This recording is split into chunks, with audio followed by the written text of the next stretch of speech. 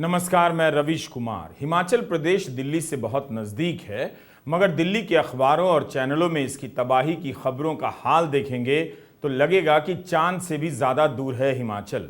राष्ट्रगान हिमाचल के बिना पूरा नहीं हो सकता, लेकिन मीडिया कवरेज देखकर लगता है हिमाचल इस राष्ट्र में ही नहीं है, केवल गान में है। शिमला, कुल्लू, मंडी, हमीरपुर और अन्य ज़िलों से आने वाली तस्वीरें बहुत भयावह हैं।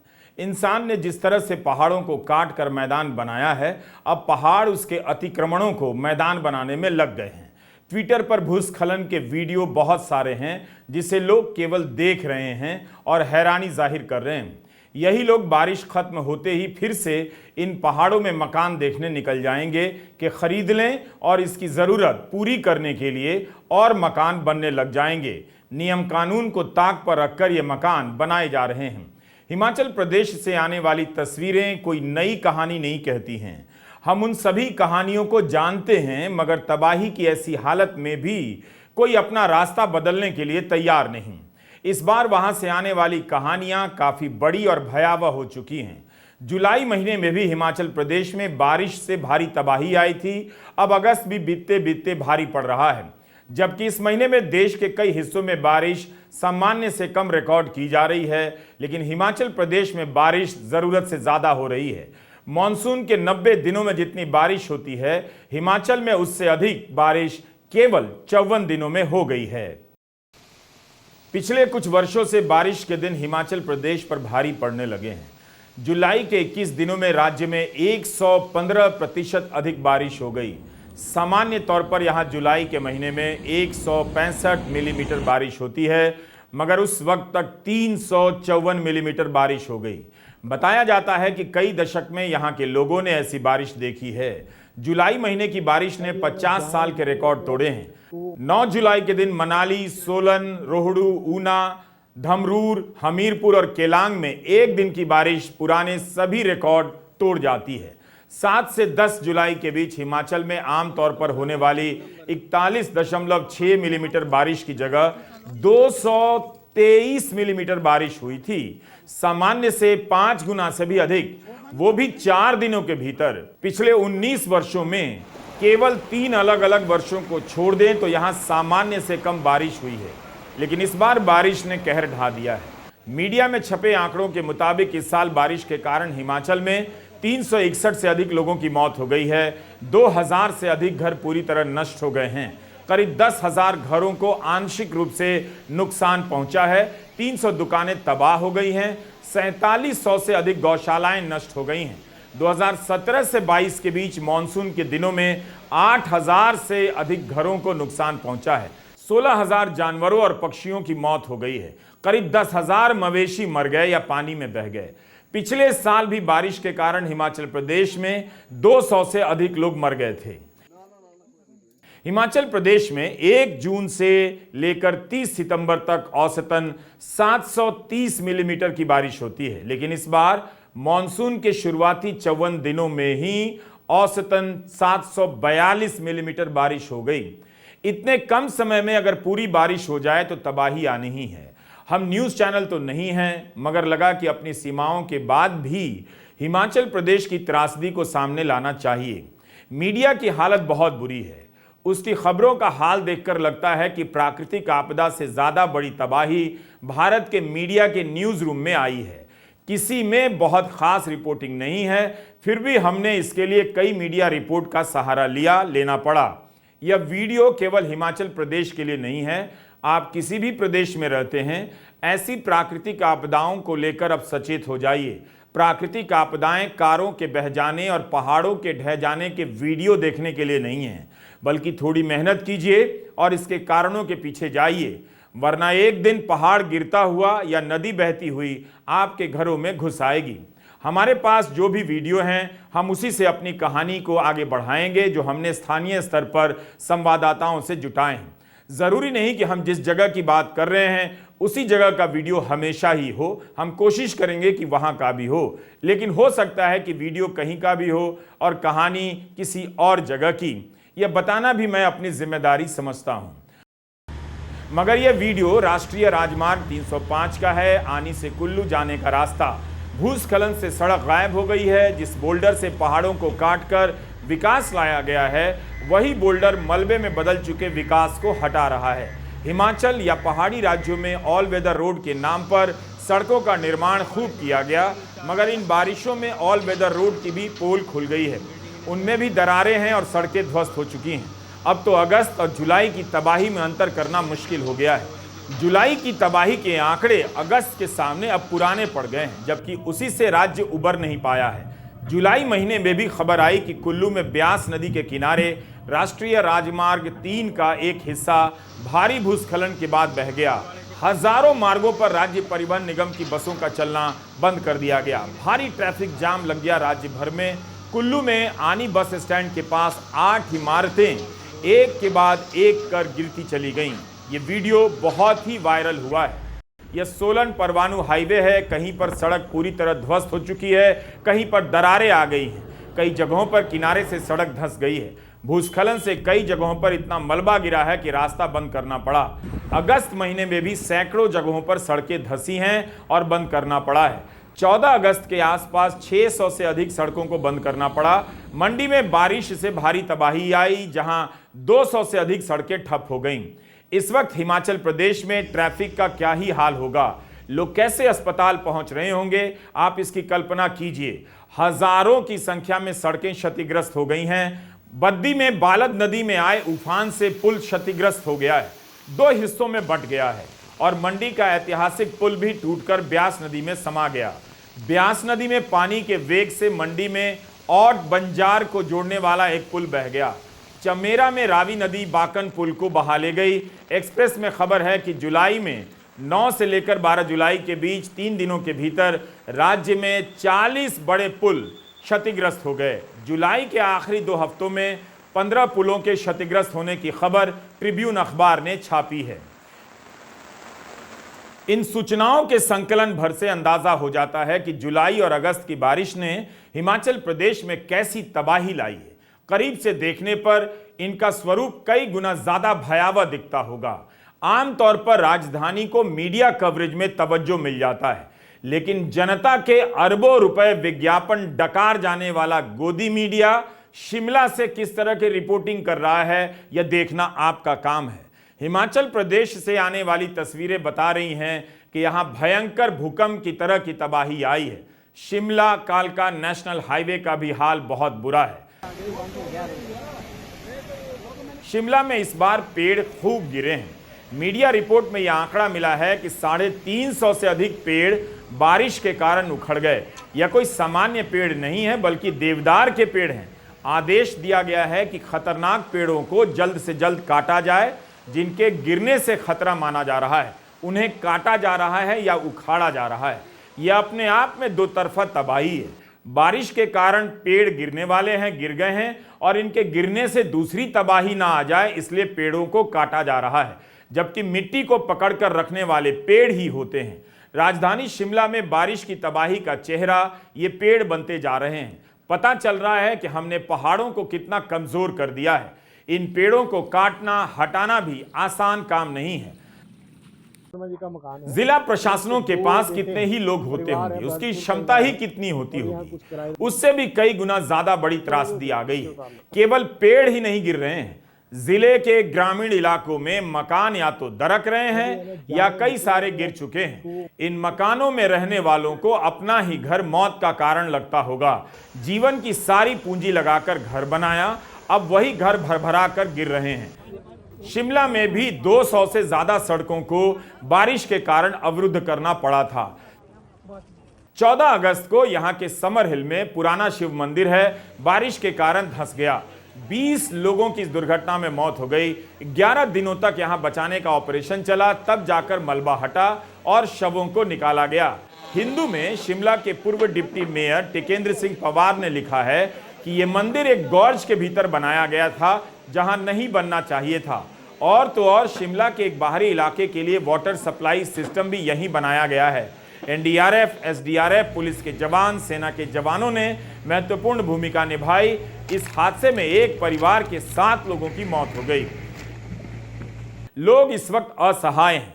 अब यह त्रासदी इतनी बड़ी हो चुकी है कि सरकार केवल पैच वर्क कर सकती है और जनता प्रार्थना कि ऐसी बारिश फिर ना हो। धंस चुकी इमारतों से लेकर गिर रही इमारतों के वीडियो से अंदाजा तो मिलता है, लेकिन हिमाचल प्रदेश की तबाही उससे कहीं ज्यादा बड़ी है। मुख्यमंत्री के ट्विटर हैंडल पर आर्थिक मदद की तस्वीरें बहुत ज्यादा हैं। इस वक्त राज्य की तबाही बड़ी है, आर्थिक मदद भी चाहिए, लेकिन उस ट्विटर हैंडल से पता नहीं चलता कि राज्य की तबाही कितनी बड़ी है। प्राकृतिक आपदाओं को केवल ऊपर का अभिशाप आप नहीं कह सकते। इस वक्त मुख्यमंत्री को बोलना चाहिए कि राज्य भर में नियमों को किनारे कर जो निर्माण के काम हुए हैं और नियमों के तहत विकास के नाम पर जिस तरह से पहाड़ों को कमजोर किया गया है, उन पर उनकी क्या राय है, वे क्या करने जा रहे हैं। क्योंकि बारिश तो अगले साल भी आएगी, अगले महीने आ सकती है, तब भी क्या सारा जोर राहत एवं बचाव कार्य पर ही रहेगा। हिमाचल प्रदेश में विकास के नाम पर जिन कंपनियों को लाभ मिला है, जिन्होंने पैसे कमाए हैं, उन्होंने इस त्रासदी के लिए कितनी आर्थिक मदद की है, मुख्यमंत्री को बताना चाहिए नाम के साथ। मुख्यमंत्री को यह भी बताना चाहिए, यह धारणा बना दी गई और यह बिल्कुल सही भी है कि लोग पैसे खिलाकर या नियमों को अनदेखा कर पहाड़ों पर अतिक्रमण करते हैं, घर बनाते हैं, बेचते हैं और खरीदते हैं। 2 मंजिला मकान बनाने की इजाजत होती है, 7 मंजिला मकान बना लेते हैं। किसी को इससे तकलीफ नहीं हो रही थी, लेकिन यह बात भी उतनी ही सही है कि पहाड़ों को नुकसान केवल अवैध अतिक्रमण से नहीं हुआ है, विकास के नाम पर वैध अतिक्रमण से भी हुआ है। नियमों के नाम पर इन विकास योजनाओं को हम हमेशा के लिए पवित्र घोषित कर देते हैं। नदियों का रास्ता रोककर डैम बनाने लग जाते हैं और जब पानी छोड़ना पड़ता है या डैम टूट जाते हैं तब कोई जिम्मेदारी लेने नहीं आता कि ऐसी योजना क्यों बनाई गई, क्या इतनी बारिश की आशंका या गणना किसी ने नहीं की। यह तस्वीरें कांगड़ा जिले के कोटला क्षेत्र की हैं। पोंग बांध से पानी छोड़ने पर कोटला एवं आसपास के क्षेत्र की सड़कें टूट गई हैं, लोग पलायन कर रहे हैं। यह जो तबाही आप देख रहे हैं केवल भ्रष्टाचार और अतिक्रमण का गठजोड़ नहीं है, इसमें विकास की योजनाओं की भी भागीदारी ज्यादा है। आबादी को भी बहाना मत बनाइए, बाहर के लोगों ने भी उसी अनुपात में हिमाचल में घर खरीदे हैं। अफसोस कि इन दोनों के बारे में गंभीर रूप से फिर से विचार करने की कोशिश नहीं दिखाई दे रही है। मीडिया की खबरों में यह जानकारी मिलती है कि राज्य के मुख्यमंत्री सुखविंदर सिंह सुक्खू ने फैसला किया है कि ब्यास नदी बेसिन और उसकी सहायक नदियों में स्टोन क्रशर के प्रयोग तुरंत प्रभाव से बंद कर दिए जाएंगे। कई और जगहों के लिए ऐसा निर्णय लिया गया है। हमारा सवाल है कि यह निर्णय तात्कालिक है या इस पर ठोस और अंतिम रूप से कोई फैसला लिया जाएगा। आप जब भी दिल्ली से शिमला की तरफ जाते हैं, पहाड़ों पर मकानों, होटलों और अन्य इमारतों का अंबार दिखता है, पहाड़ दिखता ही नहीं।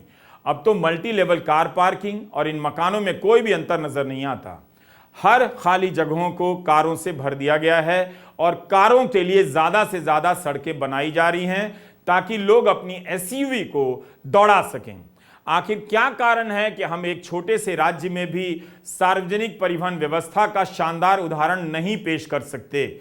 हिमाचल प्रदेश की सरकार और वहां के प्रशासन ने आखिर इन तबाहियों से क्या सीखा है? अब नए सिरे से किस तरह के कदम उठाए जाएंगे, इस पर कोई ठोस आश्वासन नजर नहीं आता है। क्या आपको शिमला के इन मकानों को देखकर डर नहीं लगता है? यह हिल स्टेशन है या बिल्डिंग स्टेशन? पिछले कुछ वर्षों की बारिश ने शिमला को लेकर दी जा रही तमाम चेतावनियों को अब सच साबित कर दिया है। क्या अब भी शिमला के लोग इसे अनदेखा करेंगे और किस्मत पर टाल देंगे? जिन लोगों ने शिमला में अतिक्रमण कर घर बनाए हैं और खरीदा है, क्या वे आगे आएंगे, पुनर्विचार करेंगे? क्या इस पर बहस होगी? ऐसे घर तो कभी भी ढह सकते हैं। शिमला और उसके आसपास भूस्खलन से मकान और सड़कों को काफी नुकसान पहुंचा है। यह मॉल है, यहां पर करोड़ों लोगों ने अपनी तस्वीर खिंचाई होगी। कम से कम उन्हें ही शिमला की बात करनी चाहिए।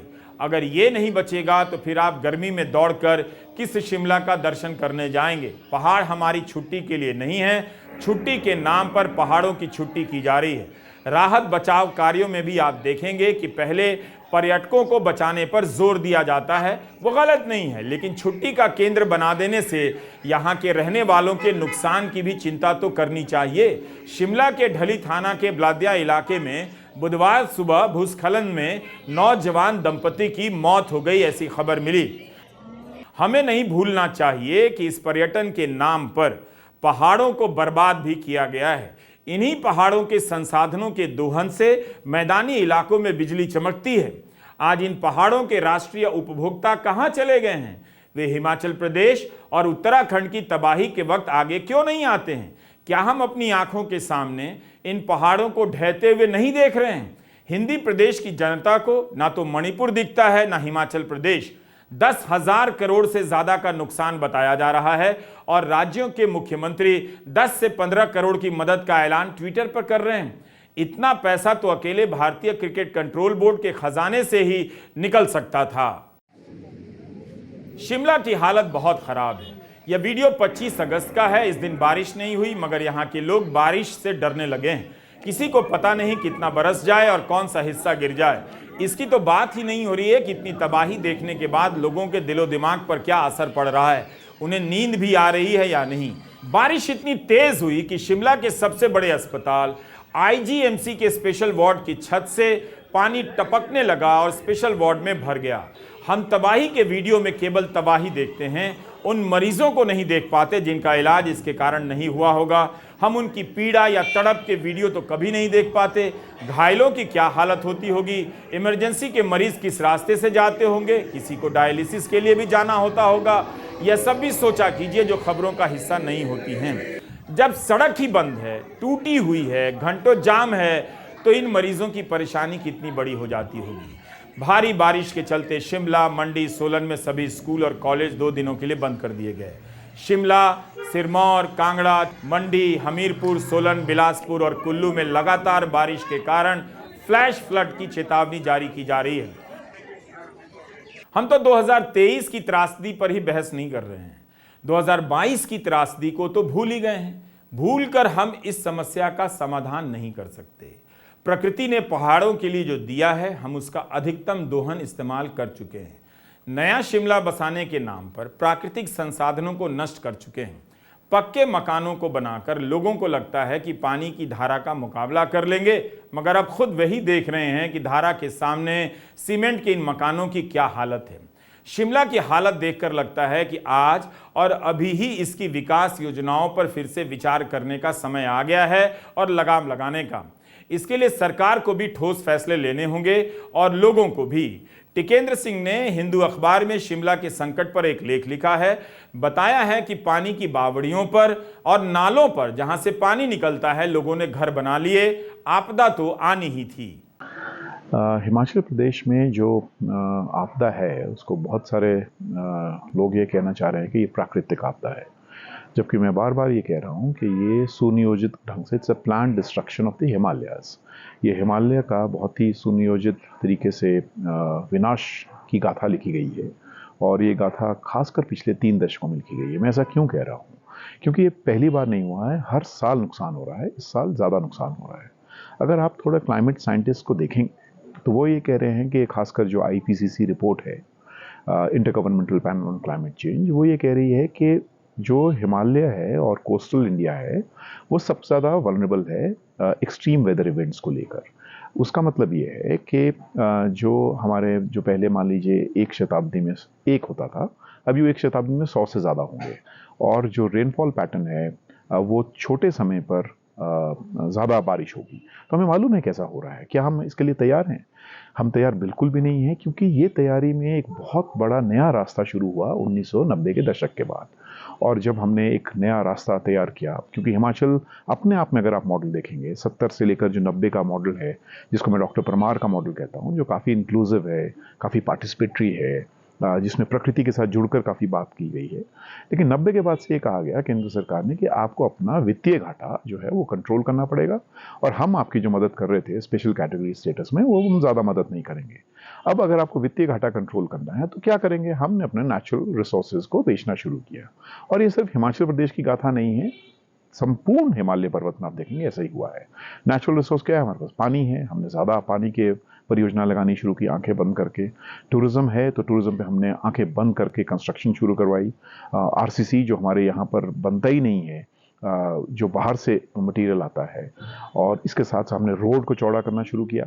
आज हकीकत यह है कि ज़्यादातर आपदा जो है वो आपका हाइड्रो पावर की वजह से है।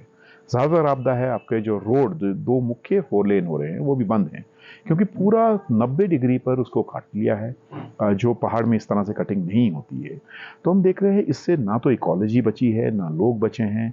करीब करीब 400 डेथ्स हो गई हैं, 12,000 करोड़ का एसेट है का नुकसान। और हम इसमें ये नहीं गिन रहे हैं जो अभी पिछले 2 महीनों में हमारे करीब 1,000 करोड़ की जो हॉस्पिटैलिटी इंडस्ट्री है उसका नाश हो गया है। तो हिमाचल को जो चाहिए वो टिकाऊ विकास चाहिए, जो प्रकृति के साथ जुड़ा हुआ हो और जो इंक्लूसिव हो। उसका मतलब ये है कि लोगों के आधार पर विकास होना चाहिए, और खासकर बिल्डिंग पैटर्न यहाँ पर जिस तरह हमने देखा आनी में और जगह पर, पानी पर कम से कम नो मीन्स नो होना चाहिए। पानी के आसपास कोई सेटलमेंट नहीं होनी चाहिए, और इसी तरह से वहाँ पर कोई घर नहीं बनने चाहिए। साथ में बिल्डिंग टाइपोलॉजीज जो है वो बिल्डिंग टाइपोलॉजीज पर्वतीय क्षेत्र को ध्यान में रखकर होनी चाहिए, ना कि जिस तरह चंडीगढ़ में एक लैंड यूज फॉर्मूला लगा दिया और FAR 2.5 का दे दिया। ऐसे नहीं हो सकता है। जियोलॉजिकल स्टडी के आधार पर कहाँ रॉक्स मजबूत है, अंग्रेजों ने भी बनाए 100 फीट से ऊपर, वहाँ बनाओ। लेकिन जहाँ बिल्कुल नहीं बन सकते वहाँ बिल्कुल नहीं बनना चाहिए। नहीं तो ये हम अपनी जानें खो रहे हैं, हम लोग अपने एसेट्स खो रहे हैं और हम अपनी प्रकृति खो रहे हैं। ये बिल्कुल सस्टेनेबल नहीं है। इसमें मेजर डिसरप्शन की जरूरत है, और डिसरप्शन का मतलब यह है कि नया रास्ता तैयार करने की। टिकेंद्र सिंह के इस बयान को आप दोबारा सुनिए और सोचिए। हिमाचल में जिस स्तर की तबाही है उससे पता चल रहा है कि राहत व बचाव कार्य कितना मुश्किल हो रहा होगा। प्रशासन और पुलिस की हालत खराब हो गई होगी। हम ऐसे वक्त में इन कार्यों से अपने लिए कुछ नायक खोज लेते हैं, लेकिन जरूरत ऐसे नायक की है जो फैसला ले कि प्रकृति के संसाधनों को कैसे बचाएंगे, अतिक्रमण कैसे रोकेंगे, दोनों तरह के अतिक्रमण, अवैध वाले भी और विकास के नाम पर होने वाले वैध अतिक्रमण भी। इस रिपोर्ट में कई अखबारों के कई संवाददाताओं की मेहनत शामिल है। हम सबके नाम नहीं ले रहे हैं, मगर उनका ध्यान जरूर है। हिमाचल की खबरों को देखते हुए भारत की नष्ट कर दी गई पत्रकारिता पर भी अफसोस हुआ। आप देखिएगा प्रधानमंत्री जब बेंगलुरु जाएंगे तब कैसा कवरेज होगा, और हिमाचल में कोई पुल गिरा है, किसी का घर गिर गया है, उसे लेकर मीडिया में कैसी संवेदनशीलता है देख लीजिए। वरना मीडिया भी अपने आप में एक प्राकृतिक और राष्ट्रीय आपदा तो बन ही गया है। भारत के अलग अलग राज्यों में हिमाचल प्रदेश को लेकर किस तरह के कवरेज हो रहे हैं यह तो पता नहीं, लेकिन दिल्ली के अखबारों और चैनलों को देखकर लगता है कि हिमाचल प्रदेश दिल्ली की भीषण गर्मी से बचने का एक ऐसा प्रदेश भर है जहां लोगों को जाकर कुछ दिन बिताना है। हम आपको न्यूयॉर्क टाइम्स में हाल की उन खबरों को दिखाना चाहते हैं जिनका संबंध प्राकृतिक आपदाओं से है। केवल अमेरिका ही नहीं, दूसरे देशों की आपदाओं को भी कितनी जगह मिली है। अमेरिका का अखबार है तो वो सिर्फ अमेरिका पर ही केंद्रित नहीं है। 24 अगस्त के न्यूयॉर्क टाइम्स के पहले पन्ने पर ग्रीस में फैली जंगली आग पर रिपोर्ट है। अखबार के अंदर देखेंगे तो और खबरें दिखेंगी। 9वें पन्ने पर ग्रीस की जंगली आग पर विस्तृत रिपोर्टिंग है। ये भी देखिए, अगर पृथ्वी का तापमान बढ़ता रहा और समंदर गर्म होता रहा तो मछलियों की याददाश्त पर असर पड़ेगा, ऐसी खबर छपी है। वे अपने बचाव करने में कम सक्षम रह पाएंगी। 23 अगस्त के न्यूयॉर्क टाइम्स के पहले कॉलम में सोमिनी सेनगुप्ता की रिपोर्ट है कि पूरे विश्व में मौसम भयानक करवट ले रहा है। जंगली आग, तूफान, भूस्खलन और हीट वेव की बढ़ती घटनाएं एक चिंताजनक भविष्य की तरफ इशारा कर रही हैं। बताया है कि हाल के कई वर्षों में जुलाई सबसे गर्म महीना रहा। अगस्त में मौसम से जुड़ी कई आपदाएं दुनिया भर में कहर बरपा रही हैं। मौसम को सिर्फ मौसम की तरह नहीं देखा जाता है, इसका मानव जीवन, प्रकृति, राजनीति, संसाधनों पर क्या असर पड़ रहा है, इसकी समझ बनाने की कोशिश की जाती है। इन अखबारों में किसी किसी दिन जलवायु परिवर्तन की तबाही पर कई सारी खबरें छपती हैं, बड़े आकार में छपी हुई हैं और तमाम जानकारियों के साथ। मैं 1000 बार कह रहा हूं, गोदी मीडिया से आप सावधान रहिए। यह अपने आप में प्राकृतिक आपदा है। इसका एक ही काम है, आपको स्क्रीन से गायब कर देना और स्क्रीन पर प्रधानमंत्री मोदी को बिठा देना। अगर आप अब भी नहीं समझने के लिए तैयार हैं तो और 1000 बार इसे दोहराने वाला हूं। मीडिया आपको बदल रहा है, आपकी खबरों को गायब कर रहा है। हिमाचल प्रदेश की जनता को ही निर्णय लेना होगा कि उसे क्या चाहिए। सरकार तबाही के बहाने बचाव कार्य में लगी रहेगी और बचाव में अच्छा काम कर वाहवाही लूट लेगी। ये काम जरूरी है, मगर इस वक्त निर्णय इस बात को लेकर करना है कि राज्य को कैसा विकास चाहिए। ऑल वेदर रोड के नाम पर जितनी सड़कें बनी हैं उन्हीं की पब्लिक ऑडिट होनी चाहिए। इन्हें किस बात का ऑल वेदर रोड कहा जाता है? आपने यह बोगस नाम कैसे स्वीकार कर लिया? कैसे? आप ही बताइए। जब पहाड़ धंस जाएगा तो ऑल वेदर रोड बचा रहेगा? नेता आपको मूर्ख बनाते हैं, बनाते भी रहेंगे, मगर आप क्यों मूर्ख बनते जा रहे हैं? थोड़ा तो सोचिए। पहाड़ ऑल वेदर तभी होंगे जब और मकान नहीं बनेंगे और पेड़ों को नहीं काटा जाएगा। और दिल्ली के अमीर ये सोचें कि उन्हें एक ऐशगाह बनाने के लिए हिमाचल प्रदेश में ही घर क्यों चाहिए। अगर आप यह सोचते हैं कि सारी समस्या की जड़ वहां की जनसंख्या है तो आप सही नहीं हैं। हिमाचल प्रदेश के लिए प्रार्थना आप बारिश से मत कीजिए, आसमान की तरफ देखकर मत कीजिए, लोगों से कीजिए कि जागिए और 4 लेन के नाम पर बन रही सड़कों को एक बार देख लीजिए। 2 दिन की बारिश में सैकड़ों सड़कें बंद कर दी गई, सड़कें ध्वस्त हो जा रही हैं, घंटों जाम में रहना पड़ता है। बड़े बड़े राष्ट्रीय राजमार्गों की हालत खराब है। सड़कें बहुत जरूरी हैं, मगर हमें पता होना चाहिए कि कितनी जरूरी हैं। नमस्कार, मैं रवीश कुमार।